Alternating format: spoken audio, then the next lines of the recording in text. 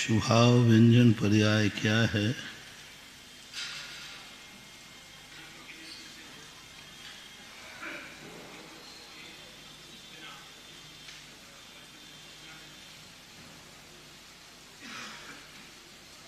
जो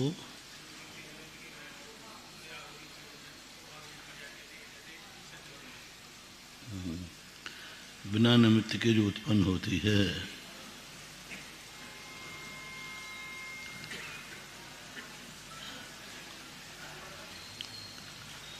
अर्थ पर्याय किसे कहते हैं?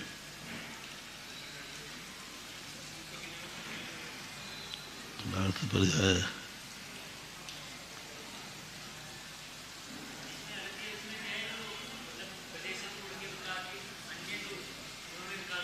हाँ ठीक है, इसमें यही लिखा है। आगु लघु उनके विकार को अर्थ पर्याय कहते हैं।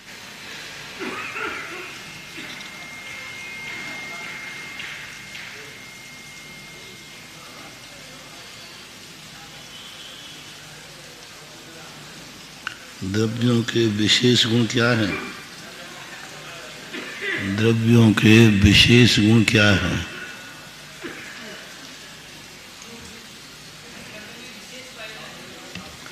क्या है? किस द्रव्य के कौन कौन से हैं?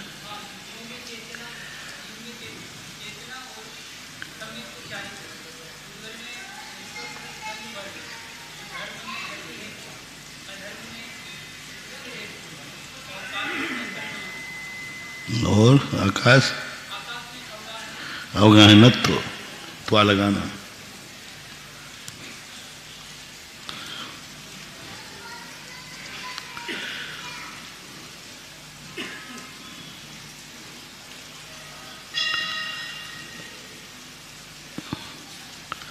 आलोकाकाश कहाँ पाया जाता है?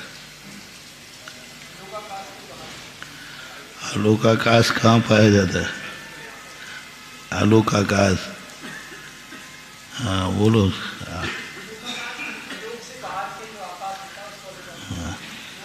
लोक के होता है, वह लोक आकाश कहते हैं। तो आकाश किसे कहते फिर? आलोकाकाश बाहर है तो फिर आकाश कहाँ है?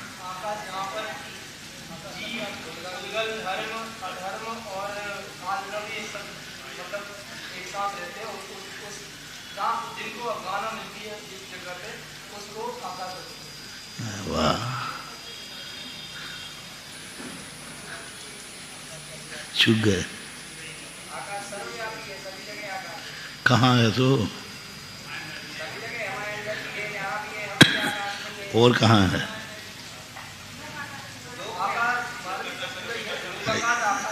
ऐसे बोलो ना, लोकाकाश और अलोकाकाश दोनों मिला करके आकाश है। जहाँ जीवादि द्रव्य रहते हैं वही आकाश नहीं, वो तो लोकाकाश है। और आकाश तो लोक और अलोक दोनों को मिला। आकाश सामान्य है, लोक और अलोक विशेष है।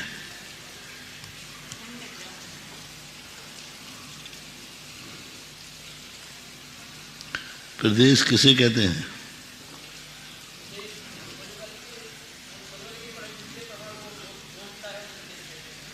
पुद्गल। पुद्गल क्या घेरता है? पुद्गल परमाणु। पुद्गल के परमाणु, पुद्गल के परमाणु, यही ना?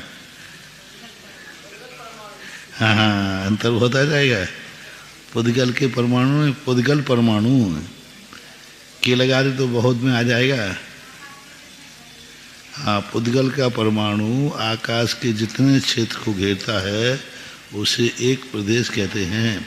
तो कालाणु कितने प्रदेश को घेरता है?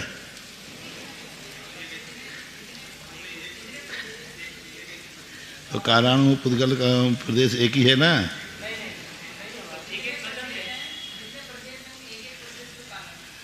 हाँ, तो एक कालाणु कितने प्रदेश पे रहता है? तो एक पुद्गल परमाणु कितने पे रहता है?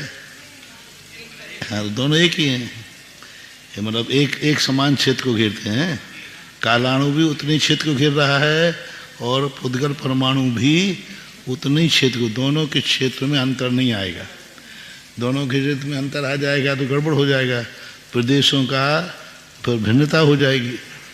प्रदेश एक फिर हमारा श्री जी, लेकिन पुद्गल परमाणु से इसलिए नापते हैं क्योंकि पुद्गल परमाणु चलायमान भी है और स्थिर भी है। गति आदि तो नापने में उससे सुविधा पड़ती है।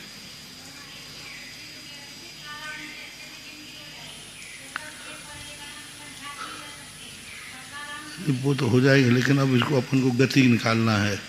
ये परमाणु एक जीव से दूसरा प्रदेश कितना है, लोक में कितने प्रदेशों को गति करना है, जगत श्रेणी निकालना है। तो बहुत सारी चीज़ों से विकल्प आ जाता है। अब जैसे अब गति निकालना है तो अब गति क्या निकालेंगे?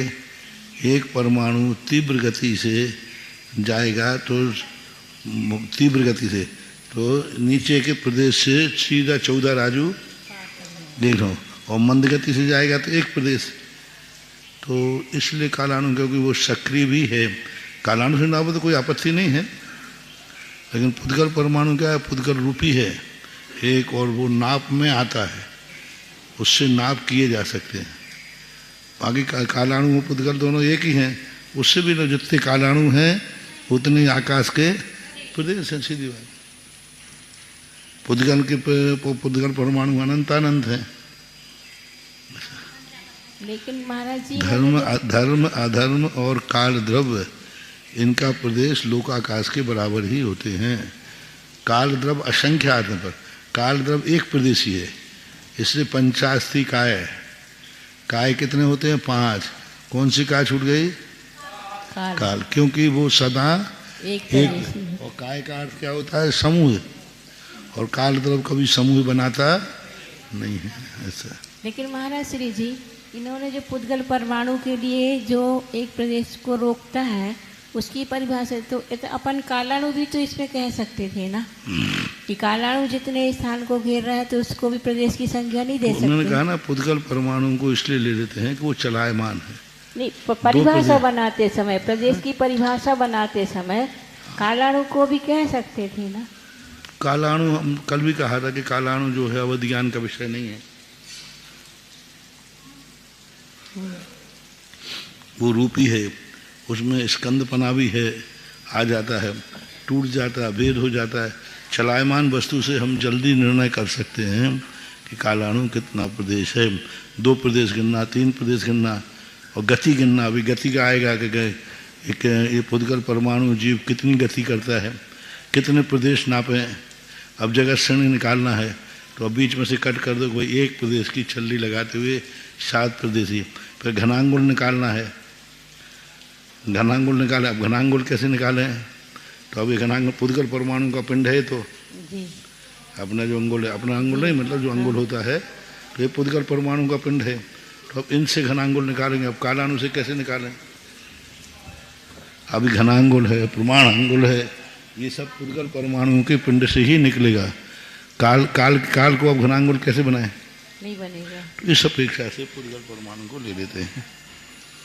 पर काल से लेने में कोई बाधा नहीं है, ले सकते, लेकिन पुद्गल परमाणु से बार बार हमें कालाणु का, अब घनांगुल निकालेंगे तो हम कालाणु से निकाल ही नहीं पाएंगे, क्योंकि उसका घन कैसे बनाएं? अब द्रावणी प्राणायाम से बना देंगे कि जितने अंगुल है इसमें जितने कालाणु हों उतना घनांगुल है। फिर अब घनांगुल का संख्यात भाग निकालना है, बहुत बार भाग देना।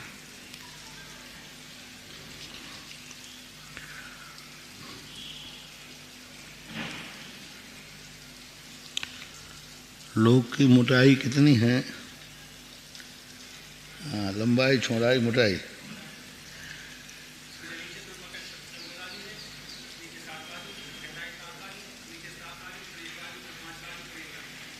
ये क्या हो गया? 3 लोग के हो गए।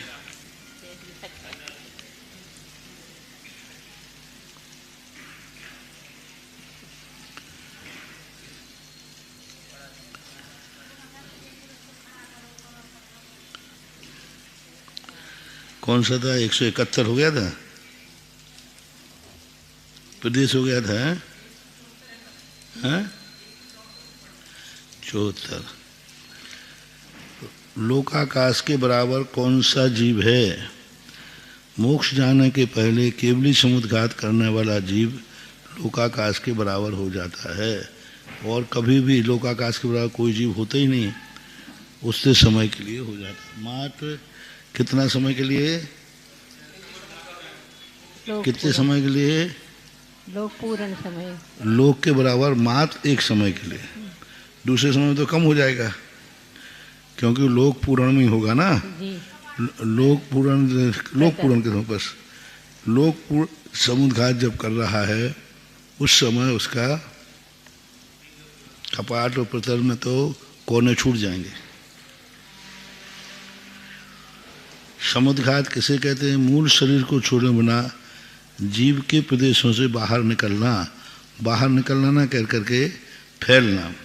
मूल शरीर को छोड़े बिना शरीर के बाहर जो प्रदेश फैलते हैं उसको समुद्घात कहते हैं।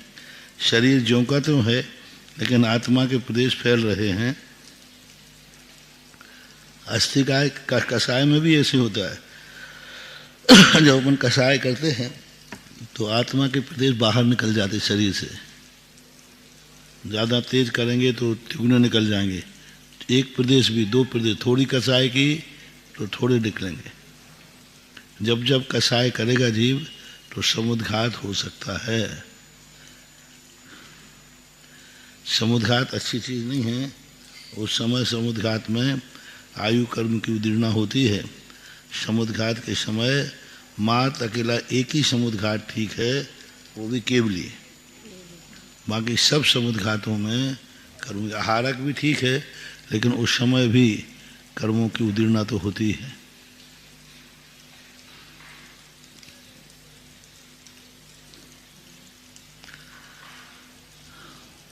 अस्थिकाय किसे कहते हैं? बहुद्रव्य को अस्थिकाय कहते हैं। 5 हैं, जीव, पुद्गल, धर्म, अधर्म और आकार। 5 द्रव्यों में अस्थिकाय है।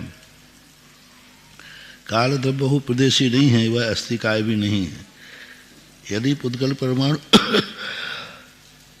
एक प्रदेशी है तो वह अस्थिकाय कैसे हुआ? पुद्गल परमाणु शक्ति की अपेक्षा अस्थिकाय है, वो स्कंद रूप में होकर बहु प्रदेशी हो जाता है। इसलिए उपचार से परमाणु को भी अस्थिकाय कह दिया, क्योंकि उसमें स्कंद बनने की क्षमता है। अणुजीवी गुण किसे कहते हैं? वस्तु के भाव स्वरूप गुणों को अणुजीवी गुण कहते हैं। सम्यक, चारित, सुख, चेतना, स्पर्श, रस, गंध और वर्ण। अब इनको अणुजीवी गुण कहा। जीव के अणुजीवी गुण क्या हैं? सम्यक तो ज्ञान और सम्यक तो चारित, सुख, चेतना। ये जो चार हैं इनको अणुजीवी गुण कहा। चेतना में ज्ञान दर्शन ले लेना। सम्यक तो चारित, सुख को भी अणुजीवी गुण कह दिया। अब ये सुख को कह दिया, सम्यक को कह दिया, चारित को कह दिया। अब यहाँ एक तो कह रहे हैं अणुजीवी गुण। अब सम्यक तो चारित अणुजीवी गुण कैसे हुए? ज्ञान तो फिर भी है, तो उसको ये कह देना कोई भी जीव कहीं ना कहीं श्रद्धा रखता है, चाहे वो सम्यक हो या मिथ्या हो। कोई ना कोई जीव कहीं ना कहीं श्रद्धा, चाहे सम्यक हो या मिथ्या हो। कोई ना कोई जीव चारित्र पालन करता है, चाहे सम्यक हो या मिथ्या हो। अणुजीवी गुण कहते हैं जो जीव के साथ सदा रहते हो। तो ज्ञान दर्शन के साथ तो बन जाएगा, ज्ञान दर्शन के साथ तो बन जाता है, क्योंकि जीव जहाँ है वहाँ वहाँ ज्ञान दर्शन है। लेकिन सम्यक और चारित,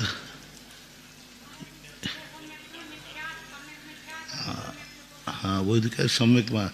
तो सम्यक पहले सामान्य रूप से जैसे अपन सम्यक कहते हैं वो तो सदा रहता नहीं, और जैसे सम्यक चारित कहते हैं वो भी नहीं रहता।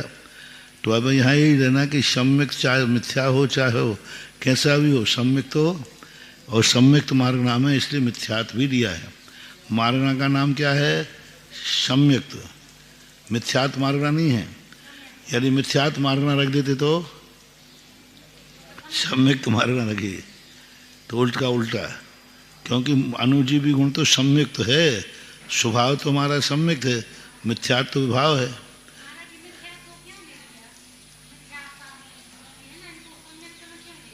सम्यक मार्गना में है ना।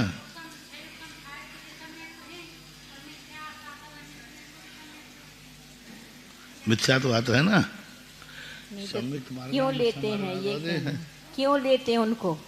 सम्यक मार्गना में क्यों लेते हैं उन तीन को? यहाँ से देख लो, अणुजीवी गुण है, यहाँ से सिद्ध हो जाएगा उसके। अणुजीवी गुण किसे कहते हैं? जो सदा साथ में रहो। तो जब सब मिथ्या दर्शन है तब उस समय क्या है? वो सम्यक तो बनाना पड़ेगा। हाँ सम्यक तो सम्यक तो गुण है। अणुजीवी गुण कहते हैं कि क्या कहते हैं? नाम क्या है इनका?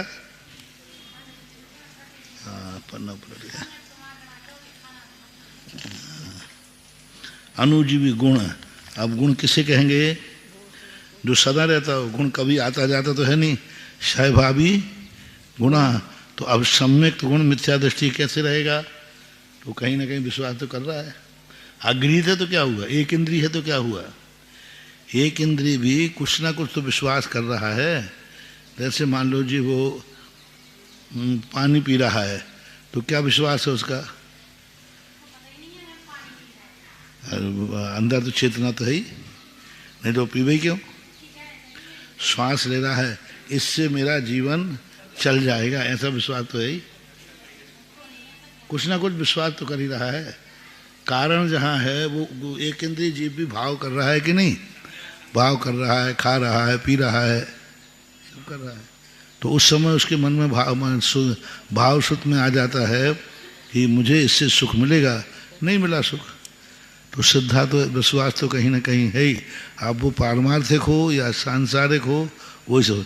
चारित्र कोई ना कोई क्रिया तो पाल रहा है, क्रिया का नाम चारित्र बस।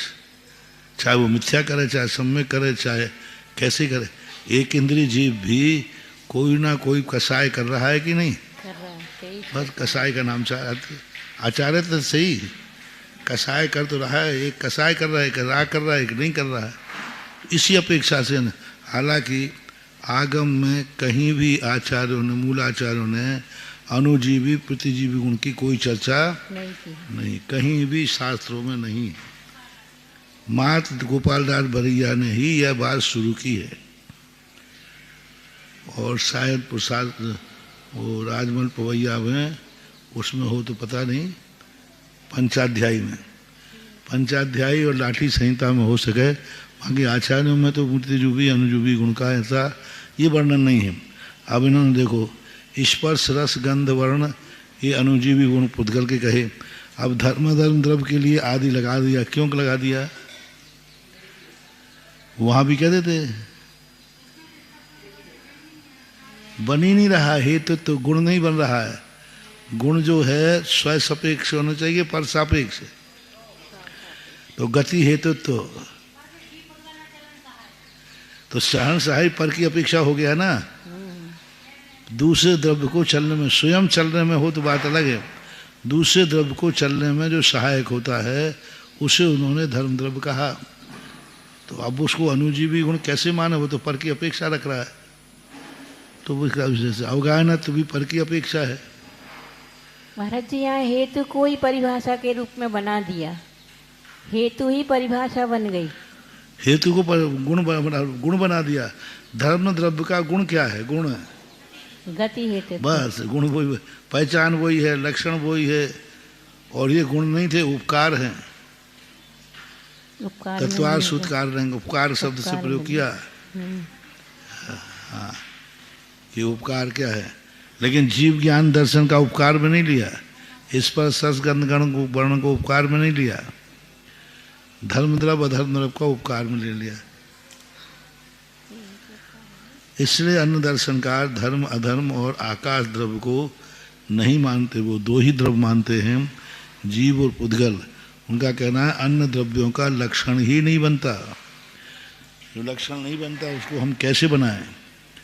इसलिए वो कहते पुद्गल ही है, उसको पुद्गल ना कह के अजीब कह दो। अजीब के इतने भेद हैं, तो जैनाचार्य कहते अजीब कहने में आपत्ति नहीं, तो ये तो हैं तो अजीब ही।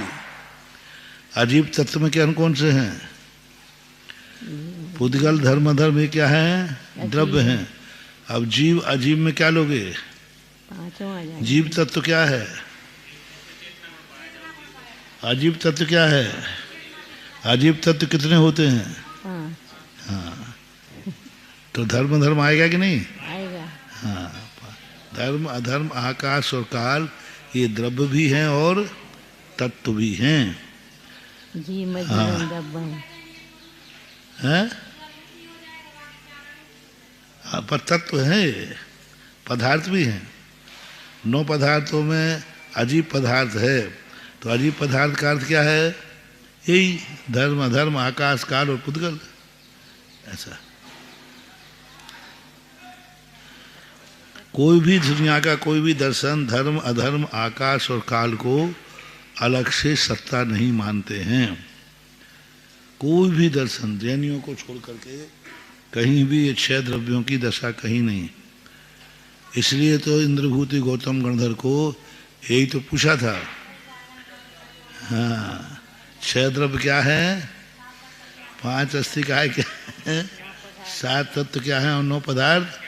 तो वो कह रहा उसके तो बाबा जी नहीं पढ़े थे, क्योंकि वो वेदों का ज्ञान नहीं था। अब वेदों में तो इनकी कहीं चर्चा है नहीं, तो वो कहता है नए शब्द कहाँ से आ गए? तो इंद्रभूति इनके कारण से इंद्रभूति गौतम गणधर मिले। मानी तो था ही। अब ये तो नहीं कह सकता था कि नहीं साहब मुझे मालूम नहीं है, इसमें पंडिताई में बट्टा लग जाए। तो उसने कहा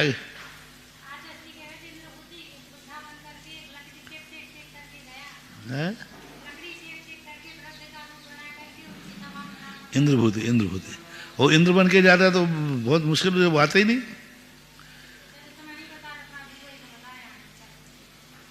अब इतना विचार करें, एक सर्वज्ञ भगवान के लिए गणधर परमेष्ठी लाने के लिए इतनी मेहनत स्वधर्मेंद्र को करना पड़ी। झूठा रूहित धारण पड़ा, भगवान को वहाँ अपमान कराया। भगवान के समोषण में यह प्रश्न आया था, यह प्रश्न था। ये तो कहा उन्होंने कि हम भगवान महावीर के समोषण से आ रहे हैं, और वहाँ पर ये चर्चा चल रही थी, तो मुझे समझ में नहीं आई। तो अब कौन से समझे? तो आप जैसे विद्वानों से समझे, इसलिए मैं आपसे समझने झूठ बोला सौधर्मेंद्र ने और वृद्ध का रूप बना लिया। तो ये अनुजीवी गुण का जो प्रसंग है यह अनेक प्रकार से विचारणीय होता है, फिर भी लिखा है तो घटा लेना चाहिए। सम्यक का अर्थ श्रद्धा, सम्यक मिथ्या नहीं है, श्रद्धा। चारित का अर्थ क्या? क्रिया। बिना क्रिया के कोई रह सकता है क्या? नहीं। क्रिया का अर्थ कसाय भाव आदि, और सुख का अर्थ सब क्रिया में है। और सुख का अर्थ बिना सुख के कोई जीव है दुनिया में क्या? नहीं। एक इंद्रिय भी सुख का अनुभव करता है कि नहीं? एक इंद्रियों के भी साता कर्म का उदय होता है, वे भी साता भोगते हैं। सभी जीवों को साता कर्म ज्यादा रहती है। नारकियों का एक थोड़ा प्रसंग छोड़ दें, फिर भी नारकियों में असाता की बहुलता ही रहती है ज़्यादा। बाकी सभी जीव साता में। अपन लोगों के साता कर्म का उदय ज़्यादा है कि असाता का? अरे 24 घंटे साता ही साता है, असाता का ही है। और द्रव्य भी, कर्मों का जो बंध होता है सबसे ज़्यादा द्रव्य साता को मिलता है, सबसे ज़्यादा द्रव्य।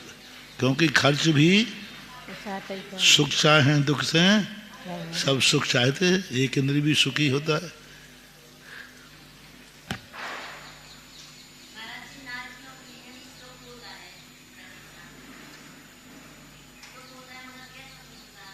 कौन को? नारकियों को? हाँ, साता वेदनी कर्म की वहाँ उदीर्णा तो है, कुचित कजाजत होती है, थोड़ी बहुत श्वास तो लेते ही हैं। बोलो ऐसी बात नहीं कि वहाँ कोई सुख नहीं होता है। मारपीट करके वो थोड़ी साता से बैठा था, इतने दूसरों ने मारा, लेकिन कुछ क्षण तो बैठा था।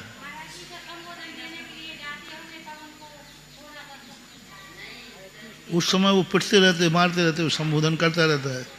मानो संबोधन करना उतनी देर साता से तो बैठ नहीं सकता। जिस समय संबोधन करने गया दूसरा नारकी आया, उसने मार दिया। उसी दशा में वो संबोधन करते रहते, रोक नहीं सकते। देवता किसी नारकी को किसी मारने से रोक नहीं सकते। वो नहीं कह सकते नहीं भाई अब इसको मत मारो, मैं वो कोई ना कोई मारेगा, पर उसी दशा में वो समझाते रहेंगे। कुछ समय के लिए उनको भी तो लड़ाई भड़ाई से शांति मिले। जिसने मारा है उसको थोड़ी देर सुख मिला के नहीं, बात तो है ही। परघात प्रकृति पुण्य प्रकृति है। नारकी कभी अपघात नहीं कर पाता, परघात ही करता है, क्योंकि अपघात उनके होता नहीं। तो जब किसी को मारा तो थोड़ा सुख तो हुआ, इतने भरी उस पीछे से किसी ने उसको मार दिया, लेकिन कुछ क्षण तो बीच में मिल जाते हैं।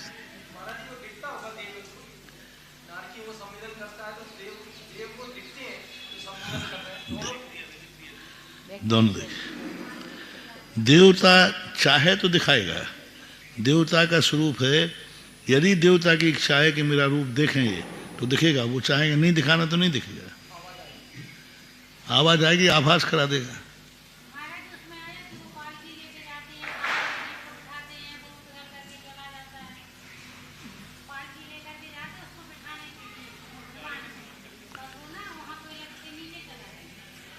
ऐसा कहते हैं कि उसको समेटते हैं तो पारा से बिखर जाता है, ले जाते हैं, पर देवता ऐसा क्यों करेंगे? वो भी जानते हैं कि वर्तमान युग में कथन आ जाता है, सिद्धांत ग्रंथ इनको नहीं मानता। प्रतिजीवी गुण किसे कहते हैं? वस्तु के अभाव स्वरूप धर्म को प्रतिजीवी गुण कहते हैं, जैसे नास्तित्व, अमूर्तत्व, अचेतनत्व वगैरह है। प्रतिजीवी गुण क्या कहते हैं? वस्तु के अभाव स्वरूप धर्म को, अभाव स्वरूप धर्म को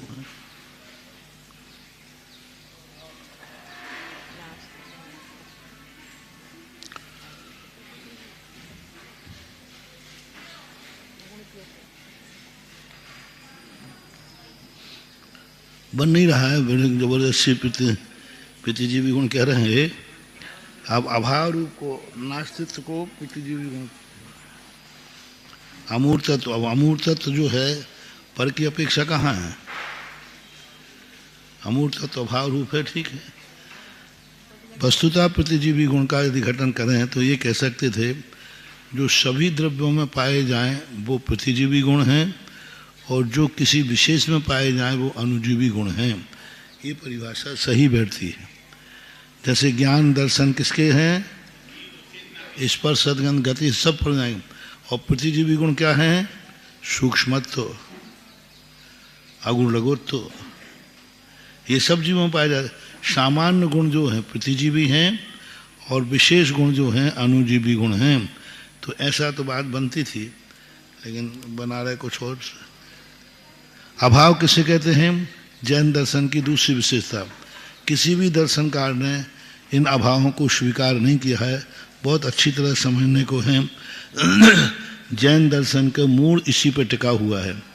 एक पदार्थ को दूसरे पदार्थ में गैर मौजूदगी को अभाव कहते हैं।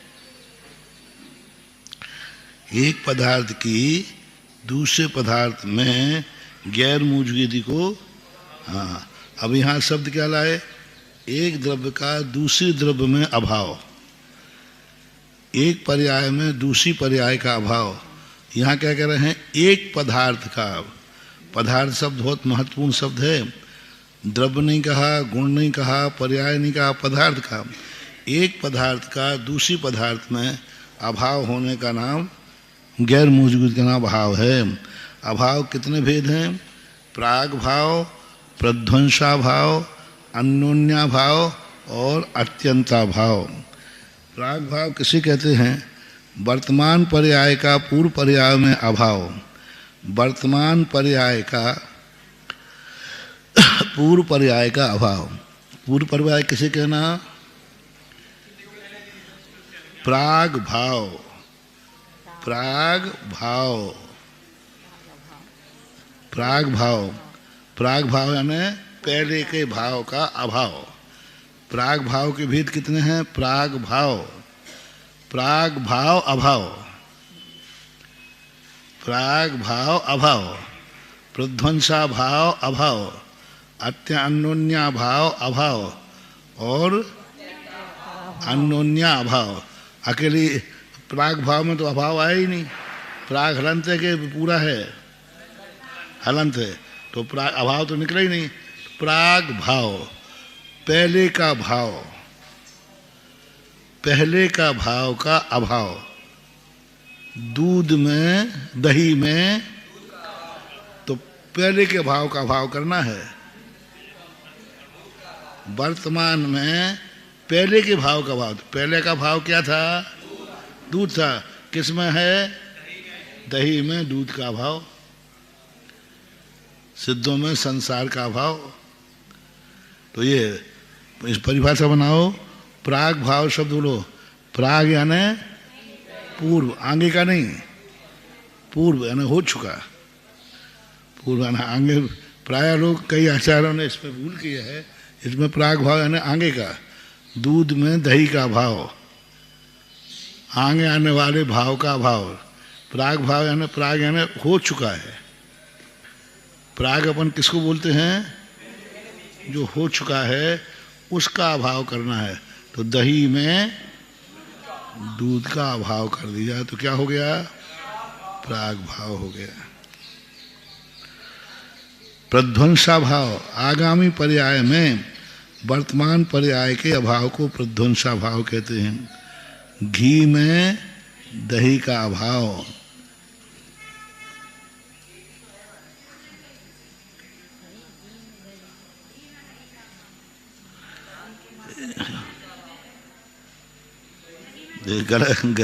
उदाहरण गलत हो गया।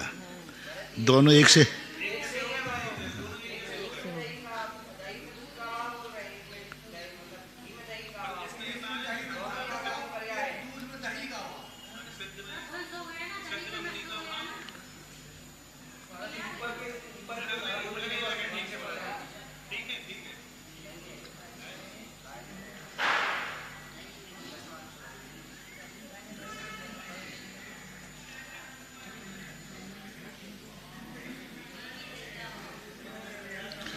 दोनों उदाहरण ठीक नहीं है।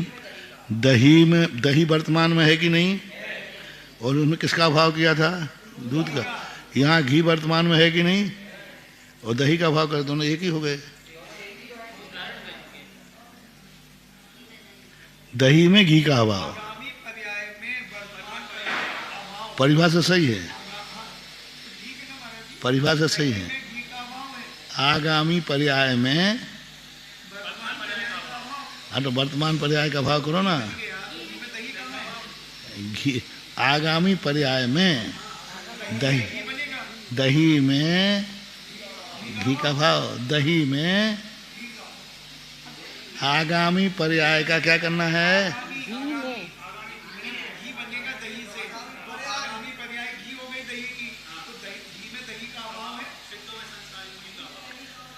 फिर दही में दूध का अभाव क्या था, दही वर्तमान पर्याय हो गई।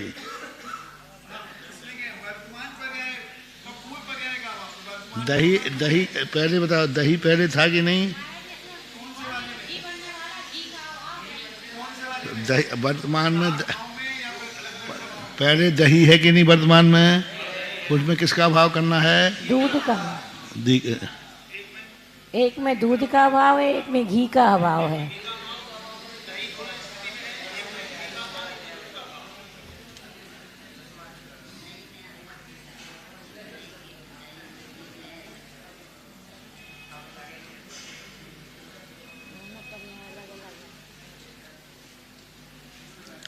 आगामी पर्याय में, आगामी पर्याय क्या है, घी, उसमें वर्तमान में क्या है, दही।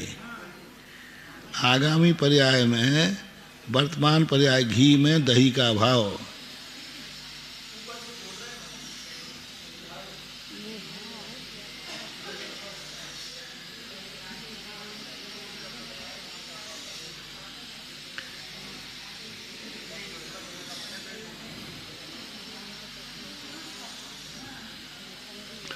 आगामी पर्याय में वर्तमान पर्याय का अभाव।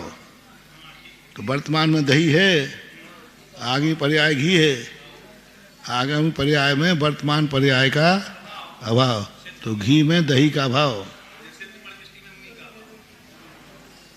और वहाँ दही वर्तमान में है,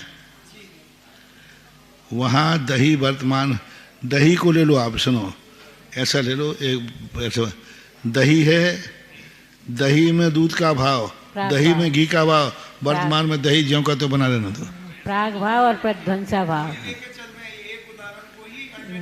हाँ, दही है ना, एक वस्तु में, एक वस्तु में क्या करना है, एक ही वस्तु में दो भाव, अतीत की पर्याय का भाव और भविष्य की पर्याय। दही को मत बदलो, दही को बदलना नहीं है, दही है, हाँ, दही में दूध का अभाव जो निकल चुका है, और दही कौन सा परिवर्तन होने वाला है, आगे बोला, इसे सही है। वो ऐसा अपन को लग रहा है, अपन क्या है, घी से दही बना रहे हैं ना, दूध से क्या बना रहे हैं, दही, दही से क्या बना रहे हैं, ये यही गड़बड़ कर रहे हैं। कुछ बनाओ मत, दही को स्थिर करो और अतीत की पर्याय को अभाव करो, भविष्य की पर्याय को बनाओ मत, कुछ बनाना कुछ नहीं है, एक वस्तु में ही घटाना है। महाराज श्री जी, इसमें अभाव है कि भाव है, ये जो लिख रहे हैं ना, इसमें प्रध्वंसा भाव, प्राग भाव, हाँ, तो अभाव की बात भाव, तो प्रध्वंसा भाव, अभाव नहीं, प्रध्वंसा भाव, अत्यंता भाव, तो संधि के साथ बोलेंगे कि पृथक बोलेंगे, कौन सा, ये प्रध्वंसा भाव, अन्योन्या भाव, प्रध्वंसा भाव, प्रध्वंसा भाव, अभाव नहीं है। लेकिन अभाव के भेद किए गए ना, ये तो अभाव के भेद हैं, तो अपन अभी शुरू से देखते आए ना, जैसे अस्थि काय है तो जीव, पुद्गल, धर्म, धर्म, ये तो द्रव्य हैं। तो जो प्रश्न है, प्रश्न को इस सब में लगाना, जैसे पंचास्थि काय के भेद कहे कितने, 5, जीव, अजीव, धर्म, धर्म, तो ये तो द्रव्य हैं। तो प्रश्न का अस्थिकाय यहाँ जोड़ना, जीवास्थिकाय, धर्मास्थिकाय, ये जोड़ना, ऐसा अभाव सब जोड़ना इनने कहा नहीं है।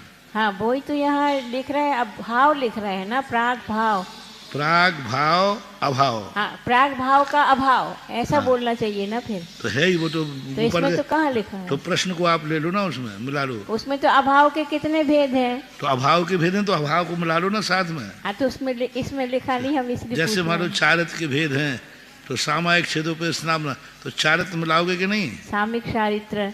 हाँ, तो इसमें अनुवृत्ति कर लेना चाहिए। अच्छा, प्राग भाव है ना पूर्व का भाव। अब क्या करना है?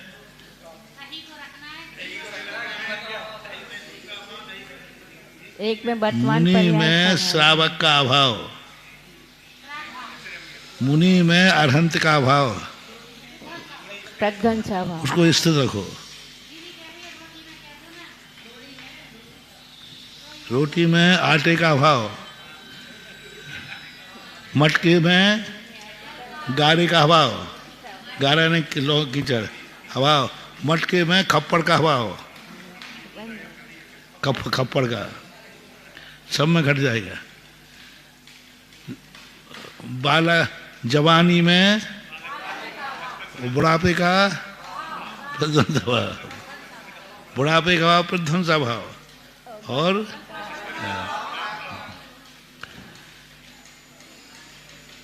आज कौन सी तिथि है?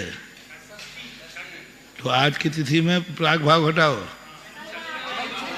पंचमी का अभाव प्राग भाव, सप्तमी का अभाव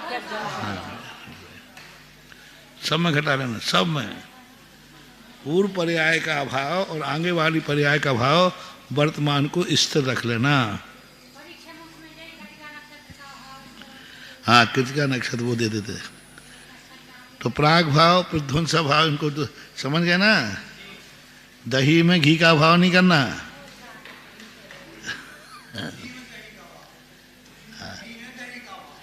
पहले पर्याय बनाओ, दही को स्थिर करो, फिर पूरी की पर्याय ऐसे। अब दूध में घटाओ,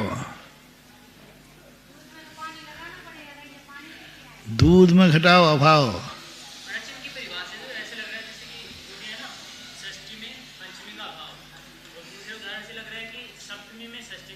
नहीं नहीं, वो परिवार सही है। वो आगामी पर्याय को क्या लिखा? आगामी पर्याय में, आगामी पर्याय में, आगामी पर्याय घी में। हाँ, घी में दही का भाव है।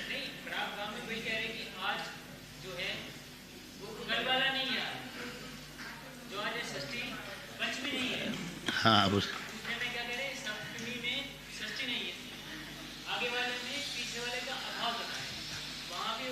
हाँ, आगामी में वर्तमान का अभाव। तो घी में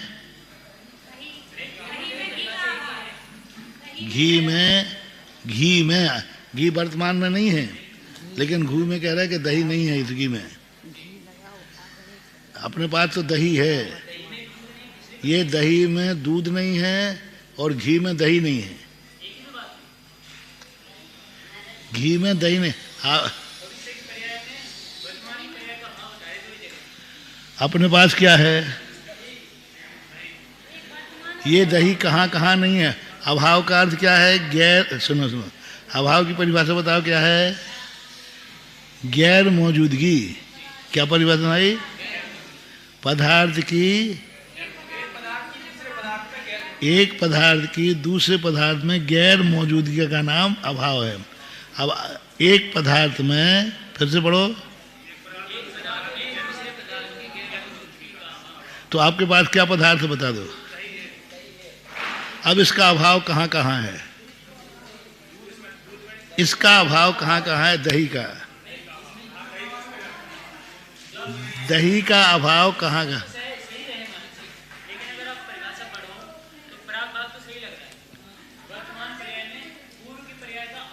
नहीं, वर्तमान पर्याय का बोलो, मैं नहीं बोलो। वर्तमान पर्याय का बोलो का। पहले प्राग भाव पढ़ो। वर्तमान पर्याय का पढ़ो पढ़ो, देखो। का बोलो, मैं नहीं बोलो। हाँ, वो सब चिंता नहीं करो, ऐसे सभी अटकते हैं, सब अटकते हैं। अच्छे अच्छे लोग अटकते हैं इसमें, तुम अटक रहे कोई बड़ी बात नहीं है। 100 बार पढ़ने वाले भी वही चकरदम चकरदम चकरदम चकरदम चकरदम, अंत में जाके दम दम दम रह जाएगा। राम राम राम राम राम राम राम राम राम राम राम, ऐसे इसमें होता है। देखो फिर से पढ़ो, वर्तमान पर्याय का, वर्तमान पर्याय का किसमें? तो वर्तमान पर्याय क्या है? दही। दही पूर्व पर्याय में अभाव, हाँ नहीं, दूध में दही का अभाव, दूध में दही में दूध, वर्तमान में दूध है, वर्तमान पहले ठीक है, वर्तमान पर्याय बनाओ, पहले क्या बनाए? दूध है, दूध का अभाव, वर्तमान पर्याय का पूर्व पर्याय में अभाव। तो वर्तमान पर्याय क्या होना? दूध का अभाव किसमें? दही में। तो वर्तमान पर्याय का पूर्व पर्याय में अभाव, तो वर्तमान पर्याय क्या बनाए? तो पूर्व पर्याय में अभाव करना है, दही में, दही में अभाव, पूर्व पर्याय में वर्तमान पर्याय का अभाव करना है। पूर्व में, पूर्व पर्याय में, पूर्व पर्याय, वर्तमान पर्याय का पूर्व पर्याय में अभाव करना है। वर्तमान पर्याय का पूर्व पर्याय में अभाव करना है। दूध में, दही में उसका अभाव करना है ना। वर्तमान पर्याय किसे मानोगे? वर्तमान पर्याय का अभाव करो, वर्तमान पर्याय का अभाव करो। वर्तमान पर्याय का पूर्व पर्याय में, अब यहां पूर्व पर्याय कह लेना, तो दूध तो वर्तमान पर्याय बन गए। वर्तमान पर्याय का, वर्तमान पर्याय का, तो वर्तमान पर्याय क्या लो? वो मान हो तो इसी में घटाओ, नहीं वो नहीं घटेगा, अभी बाद में घटाना, पहले इसे घटा लो। वर्तमान पर्याय, पहले तो वर्तमान पर्याय का देखो, वर्तमान पर्याय का दूध का, तो वर्तमान पर्याय दूध बनाओ। पूर्व का अर्थ अपन थोड़ा बदलो, पूर्व का अर्थ पीछे नहीं, पूर्व का अर्थ देखो अभी आगे बता रहे हैं। पूर्व पर्याय, वर्तमान क्या है? वर्तमान पर्याय का, तो का किसके साथ लग रहा है नीचे उदाहरण में? दूध का।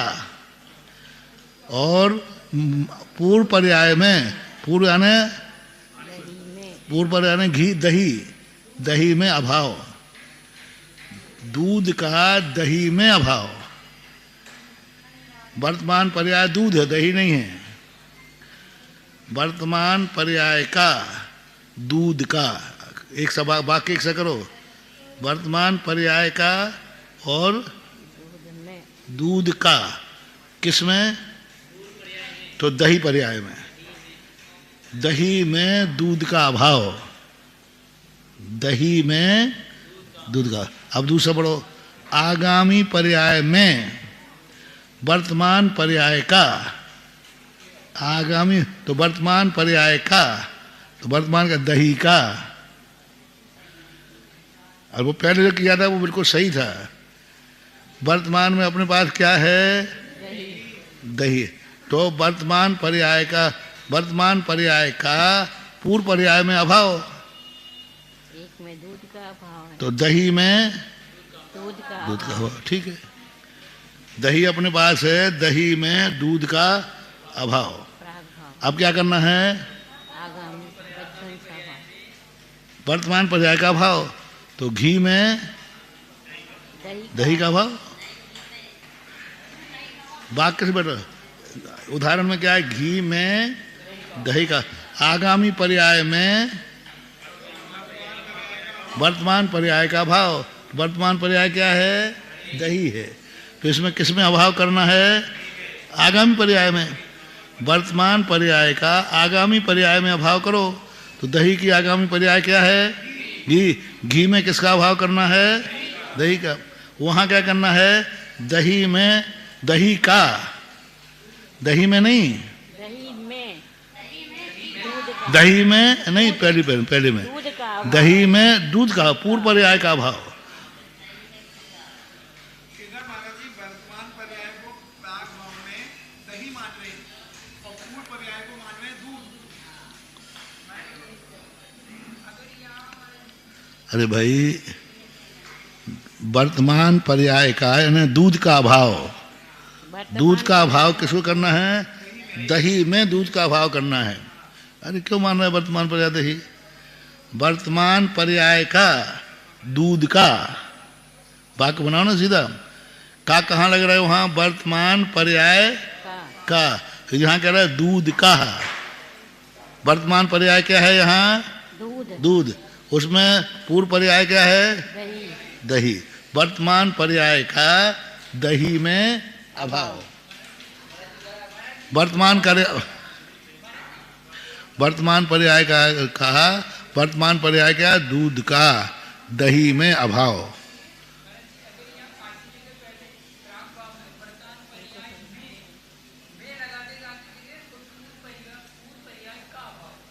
पूर्व पर्याय का अभाव वर्तमान पर्याय में, तो वही तो कह रहा हूं। दूध का अभाव करो भाई, पूर्व पर्याय का अभाव। दूध पर्याय, वर्तमान पर्याय है दही।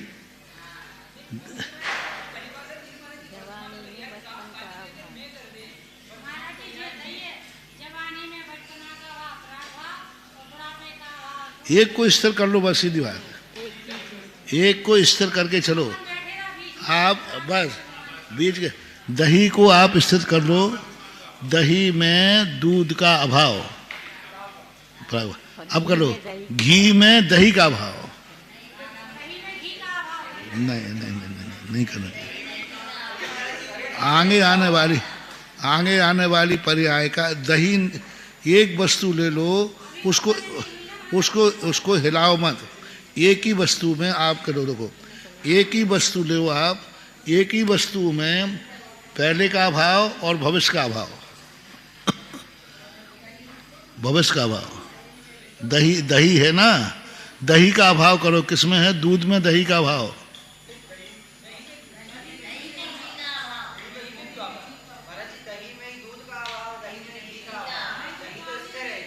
तो वही तो कह रहा हूं तुम, दही का, दूध का, हाँ। अब हाँ, तो घी में किसका भाव? घी में दही का भाव है। घी में दही का भाव है। चलो पढ़ो, बार बार पढ़ो तो आएगा।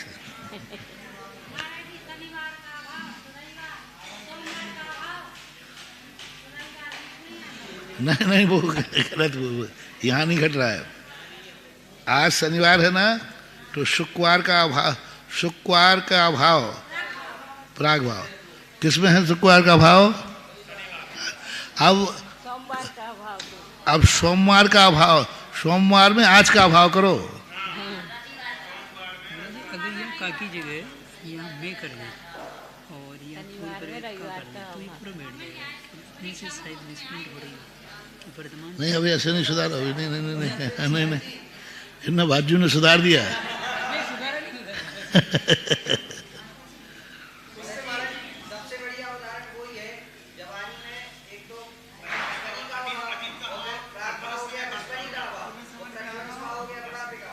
बुढ़ापे में जवानी का भाव, ये बनेगा बुढ़ापे में जवानी का भाव। अरे यही तो बन रहा है, यही तो बन रहा है। बुढ़ापे में जवानी का भाव और जवानी का बचपन में भाव। यही बन रहा है,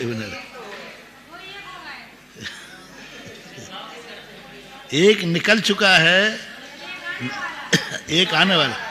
तो अभी बुढ़ापे में जवानी का अभाव, तो इसलिए जवानी का अभाव है वहां। भविष्य में वर्तमान का अभाव है और जो निकल चुका है उसमें वर्तमान का अभाव है। जो निकल चुका है उसका वर्तमान में अभाव है और वर्तमान में भविष्य का अभाव है।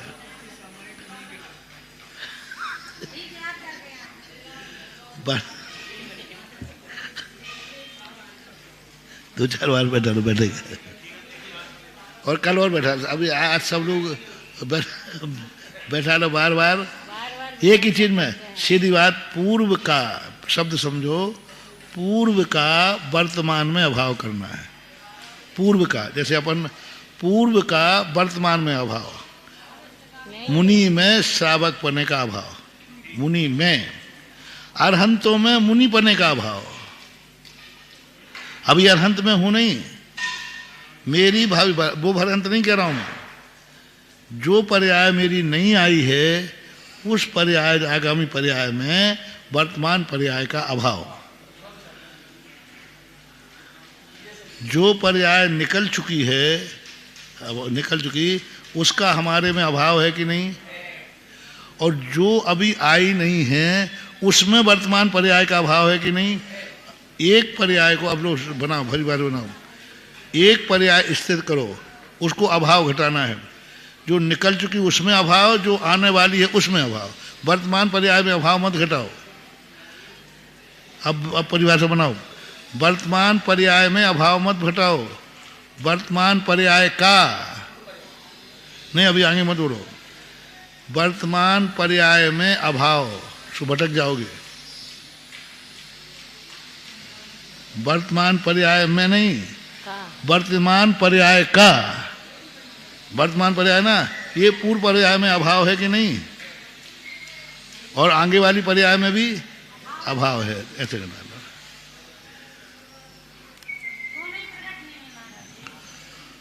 उदाहरण में थोड़ा, उदाहरण में अटक रहे, उदाहरण थोड़ा सा गड़बड़ दिख रहा है।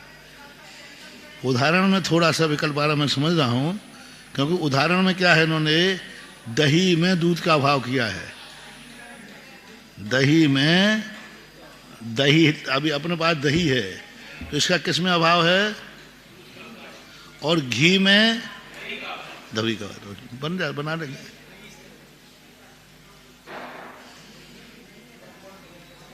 बन तो रहा है, क्या बात हुई। दही है अपने पास, दही में अभाव मत घटाओ। दही का अभाव कहाँ कहाँ है, दूध में और घी में, दो स्थानों पे है अभाव। दही में किसका अभाव है ये मत घटाओ। कहाँ कहाँ, मान लो जवानी है तो जवानी का अभाव कहाँ कहाँ है, बचपन और बुढ़ापे में। मुनि पने का अभाव कहाँ कहाँ है, गृहस्थ में और अनंतों में, सिद्धों में।